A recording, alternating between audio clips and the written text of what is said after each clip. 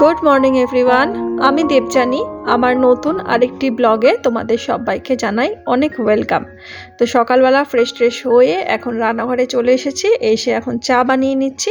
আর আজকে তোমাদের সাথে শেয়ার করছি সকাল 6টা থেকে সন্ধ্যা পর্যন্ত আমার ডেইলি রুটিন। তো চা খাওয়া হয়ে গেছে দুজনে। সবার আগে যে কাজটা হলো সেটা হচ্ছে বিছানা গোছানো। তো চা সকালবেলা একটু ফ্রেশ হয়ে চোখ মুখ ধুয়ে এসে সাথে সাথে চা খাই। আর কয়েকটা ওষুধ খাওয়ার থাকে, আমার হাজব্যান্ডের থাকে প্রেশারের ওষুধ খাওয়ার। তো আমি সকালে টিফিন করে তারপরেই ওষুধ খাই, কিন্তু একদম সকালবেলা উঠে কোনো ওষুধ থাকে না। তো সেই জন্য আগে ঝটপট করে ফ্রেশ হয়ে চাটাই বানাতে হয় আমাকে। তো যাই হোক, এখন এই বিছানাটা গুছিয়ে নিয়েছি, চা খাওয়া হয়ে গেছে। এখন ভাবলাম যে তাহলে বিছানাটা এখন তাড়াতাড়ি করে গুছিয়ে নিই। আর বিছানাটা গুছিয়ে নিলে না অনেকটা নিশ্চিন্ত হয়ে যায়, কারণ অন্যান্য কাজে ব্যস্ত হয়ে পড়ি, তখন এটা আবার একটু সময় লাগে। আর বিছানার চাদরটা কয়েকদিন ধরেই ভাবছি চেঞ্জ করব, কিন্তু করছি না, কারণ কিছুদিনের মধ্যেই কলকাতায় ফিরে যাব। তো কলকাতা থেকে এসে না তখন তো আর এই চাদরে শোয়া যায় না, কাঁচা চাদর পাতি। তো ওই জন্য আর এই চাদরটাকে আর তুললাম না, এর মধ্যেই রেখে দিলাম। এই কটা দিন ব্যবহার করব। আর কলকাতা থেকে ফিরে সেই তো চাদর বালিশের কভার সমস্ত কিছু চেঞ্জ করতে হবে। আর এমনি বালিশের কভার বিছানা চাদর এমনি পরিষ্কারই থাকে। আর দুজনের সংসার, দুজনে থাকি, বাচ্চা কাচ্চার ঘর নয় যে বেশি ময়লা হবে, আর বেশি ধুলোবালিও আসে না, তো যার জন্য পরিষ্কার থাকে। তবুও গরমকাল বলে প্রচণ্ড অসুবিধা হয়। তো এখন অতটা সেই অবস্থাটা নেই। আগে তো ভীষণই মনে হতো সপ্তাহে 3 দিন চাদর পাল্টালেই ভালো, বা প্রতিদিনের চাদর প্রতিদিন পাল্টালে সব থেকে ভালো, কারণ আমার হাজব্যান্ড প্রচুর পরিমাণে ঘামে। তো যাই হোক, এখন বিছানাটা গুছিয়ে নিলাম। আর এই কয়েকটা জামা কাপড় বলতে আমার হাজব্যান্ডের কয়েকটা লুঙ্গি, 1 সপ্তাহের লুঙ্গি, তো সেগুলো জমিয়ে একসাথে আমি কাচি। তো সেগুলো কালকে বিকেলে তোলা হয়ে শুকানো হয়েছে, আর বিকেলবেলা সন্ধেবেলার দিকে আর ওটা আর গোছানো হয়নি। তো এখন সেগুলোকে একদম সুন্দর করে ভাঁজ টাজ করে রাখছি। তো এখন তো বর্ষাকালে না বেশি জামা কাপড় একসাথে রেখে দিলে খুব সমস্যা। একসাথে কাচলে না সেটা আবার মেলার জায়গা পাওয়া যায় না, যেহেতু আমাদের বাড়িটা পুরোটাই খোলা জায়গার মধ্যে। তো এই যেটুকু মেলার, আমার এই বড় ঘরটার সামনে একটু বারান্দা মতো আছে ওই, আর নাহলে ঘরের মধ্যেই দড়ি খাটিয়ে, সেখানে দড়ি খাটানো থাকে, সেখানটাতেই মেলা হয়। আর যেহেতু শাড়ি টাড়ি পরি না, তাই জন্য সেভাবে অনেকগুলো জামা কাপড় বেরোয় না, নাইটি কয়েকটা করে বেরোয়। তো যাই হোক, এখন দেখো ব্রেকফাস্ট করে নিচ্ছি। তো ওটস আর পাকা আম দিয়ে ওটস দিয়ে খাবো, খাচ্ছি। তো ব্রেকফাস্ট হয়ে গেল, ওই দিকের কাজ আমার অনেকটাই কমপ্লিট। এখন রান্নাঘরে চলে এসেছি। তো রান্নাঘরে দেখো গ্যাস ওভেনটা কিন্তু মোছাই রয়েছে, কিন্তু একটুখানি ভাবলাম যে আজকে একটু ঘষে মেজে ভালো করে পরিষ্কার করে নিই। এমনি মোছা রয়েছে, কালকে না আলতো করে মুছে নিয়েছিলাম, সাবান দিয়েই মুছেছি, কিন্তু এই যে গ্যাস ওভেনের ঝিকের নিচটা না একটু পুড়ে গেছিলো, তো সেটাকে এখন একটু ভাবলাম ঘষে মেজে পরিষ্কার করে নেব আপাতত। তো এটার মধ্যে না একটুখানি তেলের হয়ে ওখানটা পোড়া মতো দাগ হয়ে গেছে। তো ভাবলাম তাহলে একেবারে এগুলোকে মাজা ঘষা করে নিই। আসলে আজকে রান্না বান্নার অতটা চাপ নেই, ওই জন্য একটু সময়টা হাতে পেয়েছি। তো আজকে সেই সকাল থেকে লেগে পড়েছি ঘরের বিভিন্ন রকম ক্লিনিংয়ের জন্য। তো গ্যাস ওভেনটা সুন্দর করে মেজে টেজে নিলাম। আর এখন কয়েকটা বাসন আছে, তো আগের দিন আমাদের বাড়িতে গেস্ট এসেছিলো, আর রাতে যেটুকু যা খাবার দাবার খাওয়া হয়েছে, তো কয়েকটাই বাসন আছে, সেগুলোকে এখন মেজে গুছিয়ে রাখবো। আর যেটা বললাম যে আজকে সকাল থেকেই লেগে পড়েছি বিভিন্ন রকম কাজে। যেদিনকে রান্না থাকে না, রান্নার চাপটা থাকে না, তো সেদিনকে অন্যান্য কাজগুলো মনে হয় যেন করে নিই। আর সামনে যেহেতু খরচাপাতি আছে, কলকাতায় যাব, তো বাবার চোখের অপারেশন আছে। হ্যাঁ, বাবার চোখের অপারেশনের জন্য সেভাবে আমাদের 2 বোনকে এমনি খরচা করতে হবে না। সেটা বাবার যেহেতু ইএসআই এর কার্ড আছে, কার্ড বলতে ইএসআই এর প্রতি মাসে বাবার যে মাসে যে পেমেন্ট পায় সেখান থেকে টাকা কেটে রাখে, ওখান থেকেই বাবার মেডিসিনের খরচ, বাবা মায়ের মেডিসিনের খরচ হয়ে যায়। হ্যাঁ, কিছু এক্সট্রা ওষুধ দেয়, সেটা হয়তো ওখানে পাওয়া গেল না, তখন সেটা কিনতে হয়, ওষুধ ইঞ্জেকশন। তো এগুলো রয়েছে। তো কিন্তু এমনি কলকাতায় যাতায়াতের একটা খরচা থাকে, বিভিন্ন রকম টুকটাক খরচ থাকে। তো সেই জন্য ভাবলাম যে, আর এখন বাজার দোকান করতে বারণ করেছি, কারণ আমার হাজব্যান্ডকে যদি বলি না যে এই সবজিটা নেই ঘরে নিয়ে আসো, তো সে দেখবো 1 সপ্তাহ সবজি নিয়ে এসেছে। তো ওই জন্য আর কিছু বলছি না, ঘরে যেটুকু যা আছে সেগুলোই রান্না করব। সয়াবিন রয়েছে, ডিম রয়েছে, আলু আছে, আর 2-1টা সবজি আছে, সেগুলো দিয়ে এই কটা দিন চলে যাবে। তো সেই জন্য সেভাবে বাজারের কথা বলছি না, বলছি যে যা আছে ঘরে এই কটা দিন সেগুলো শেষ করে যাব, নাহলে ফ্রিজের মধ্যে সেই থেকে যাবে বা এসে দেখবো সেগুলোর কোনো টেস্ট হবে না, নষ্ট হয়ে যাবে সবজি। তো ওই জন্য তো দেখো এখন গ্যাস ওভেন মোছা গেছে, এই গ্যাস ওভেনের ওপরে র্যাকগুলো দিয়ে দিলাম। আর আমি তো এই প্লেট দুটো তো তোমাদের সাথে শেয়ারই করেছি, ওভেনের নিচে দিয়ে রাখি, যেটা উঠলে কিছু পড়লে সেটা সামনে বার করে নিয়ে সঙ্গে সঙ্গে মেজে নেওয়া যায়। গ্যাস ওভেনের নিচটা একদম পরিষ্কার থাকে। তো যেখানের জিনিস সেখানে গুছিয়ে রাখছি, কাপগুলোকেও গুছিয়ে রাখলাম, টুকটাক যা বাসন আছে বাসনের জায়গায় টুকটাক গুছিয়ে রাখলাম। আর আমার না এই তোলা জিনিসগুলো নাড়াচাড়া দিতে ভীষণ ভয় লাগে, যেহেতু কাঁচের জিনিস বা লাপোলা প্লেট এগুলো না হাত থেকে একটু স্লিপ করে যদি পড়ে না, তখনই যেন মানে আমারই মনে হবে হার্টটাই, হৃৎপিণ্ডটাই ভেঙে চুরমার হয়ে গেল। আসলে লাপোলা সেটগুলো আমার বিয়েতে পাওয়া, তো 22 বছর ধরে চলছে, তো মানে একটাও কিছু ক্ষতি হয়নি এত বছরে। তো যাই হোক ওগুলোকে গুছিয়ে রেখে এখন চলে এসেছি, দেখো এদিকে ডালটা ধুয়ে নিচ্ছি, ডাল চাল এগুলো ধুয়ে জল দিয়ে ভিজিয়ে রাখবো। আর ডালের জলটা নিয়ে নিচ্ছি, মানে নিয়ে একটা জায়গায় রাখছি, এগুলো গাছে দেবো, গাছের খাবার হবে। আর এখন বর্ষার জল প্রচুর পরিমাণে পায়, তবুও ফেলতে মায়া লাগে। তো একটু লবণ আর হলুদ দিয়ে ডালটাকে সামান্য একটু ভিজিয়ে রাখবো, খানিকক্ষণ বাদে স্নান টান সেরে এসে তারপর রান্নাটা চাপাবো। তো এইটুকু মানে সকাল সেই 6টা থেকে উঠে অনেকগুলো কাজ করেছি, যেন মনে হচ্ছে 5 মিনিটে কাজগুলো কমপ্লিট হয়ে গেল, কিন্তু তা তো না, অনেক ঘন্টার ব্যাপার।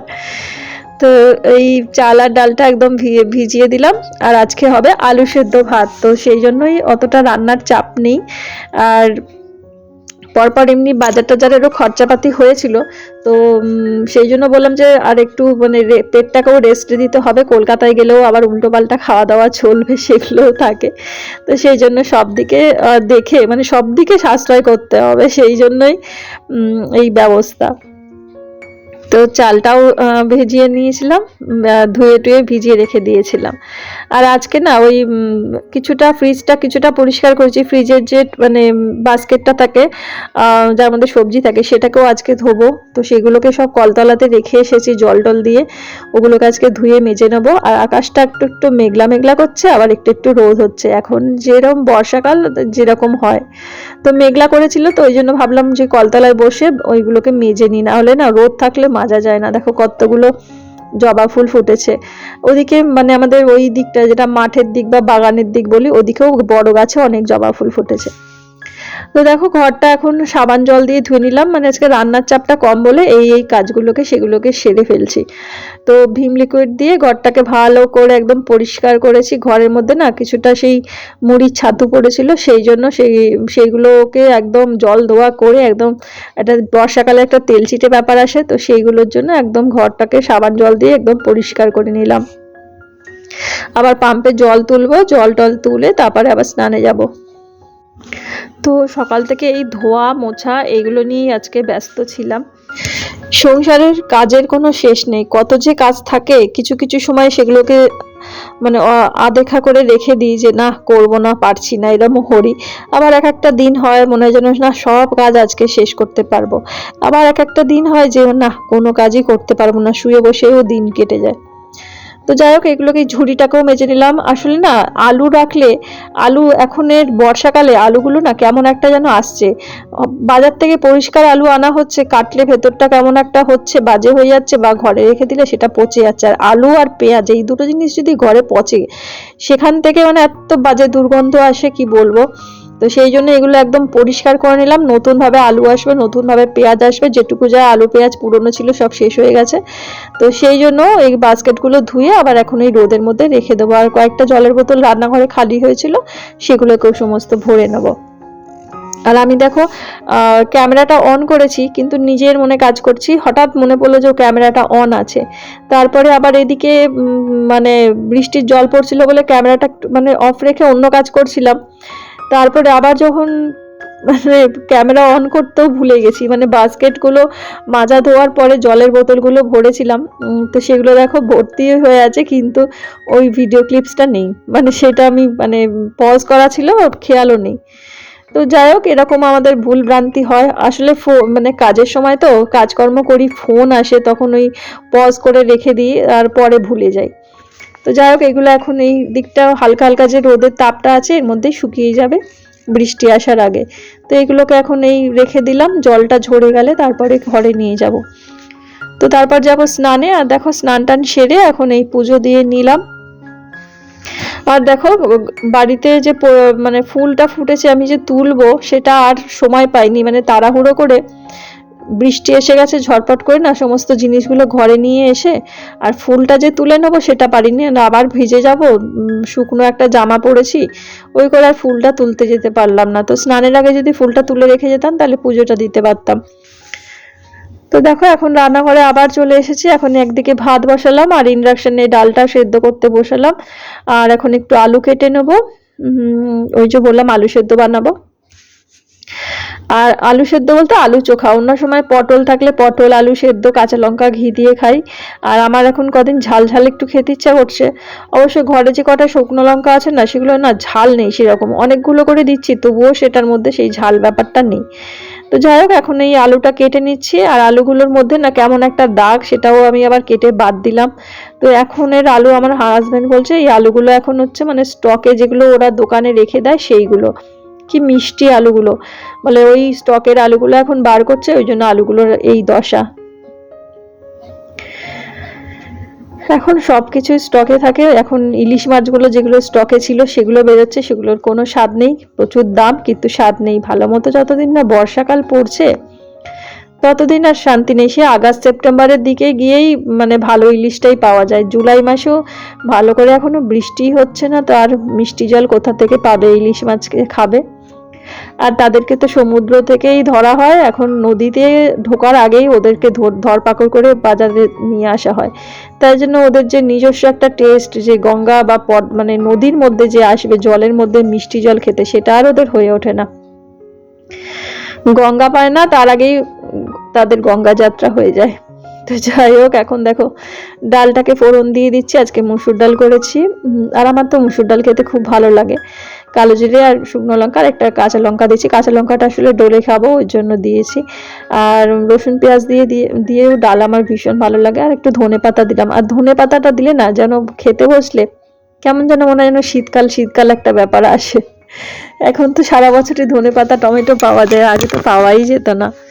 যাক আমার একটা প্রিয় ডাল বানিয়েছি মসুর ডাল আর ধনে পাতা দিয়ে। তো ডাল কমপ্লিট আর করলা সেদ্ধ আছে। আর ওদিকে ভাতটাও হয়ে এসেছে, ভাতটা তো উপর দিলাম। আর এখন দেখো যে আলু চোখাটা করে নিচ্ছি। আর এই আলু চোখাটা গরম গরমই খেতে ভালো লাগে। দেখো কতগুলো শুকনো লঙ্কা দিয়েছি কিন্তু একটুও ঝাল নেই।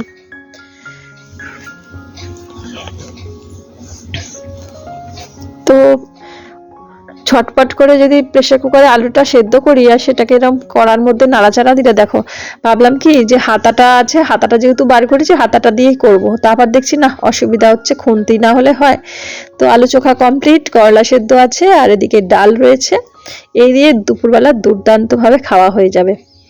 আর সন্ধ্যাবেলা এখন তো দেখো বাইরে যে কটা জুঁই ফুল ফুটেছে সেগুলো তোমাদের শেয়ার করলাম। আর এই যে একটু সন্ধ্যা দিয়ে নিয়েছি।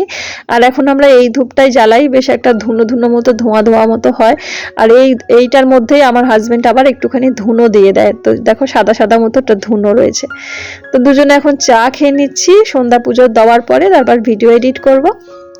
তো আজকে মতো সারাটা দিন তোমাদের সাথে শেয়ার করলাম।